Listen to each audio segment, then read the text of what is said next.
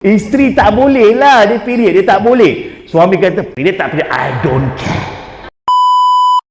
Penderaan seksual, ni pelik ni. Ramai orang kata pelik juga. Ada ke penderaan seksual? Tu laki bini kot. Siapa ada idea? Apa maksud penderaan seksual dalam rumah tangga? Paksaan. Okay, share sikit kak, paksaan macam mana? Dia tarik kaki isteri, campak atas kaki gitu. Lepas tu dia paksa lah, maknanya isteri tak nak, isteri tak boleh, betul? Tapi dia paksa. Tapi pula ada pandangan lain mengatakan, kenapa isteri tak nak? Itu adalah tanggungjawab isteri. Kalau isteri tak bagi suami, maknanya dia lanat.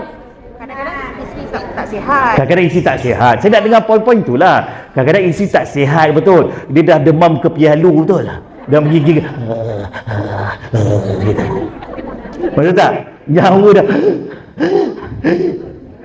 Suami tengok, wow, menarik awak nampak seksi. Sebelum ni awak nampak normal, tak berapa seksi. Bila awak nampak seksi, dia nak juga yang isi bang, nafas pun tak boleh bang. Okay, lagi contoh lagi, isteri period, cuti, ABC. Isteri tak boleh lah dia period, dia tak boleh. Suami kata period tak period, I don't care. Dia nak juga, dia tolak I don't care, dia juga. Lagi satu, dia ikut pintu belakang. Faham tak? Itu pun penderaan seksual juga, right? Bagi contoh kes-kesnya, yang ni, kes yang ni kan, ini berlaku, ini sedih juga kes ni lah. Kes ni dia berlaku di mahkamah PJ. So yang mana seorang wanita ni usianya 50 lebih, suaminya 60 lebih.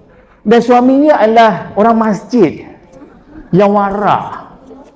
Dia tak tinggal solat kat masjid. Tetapi dia ada hobi yang luar biasa, iaitu dia akan paksa isteri dia untuk ikut pintu belakang.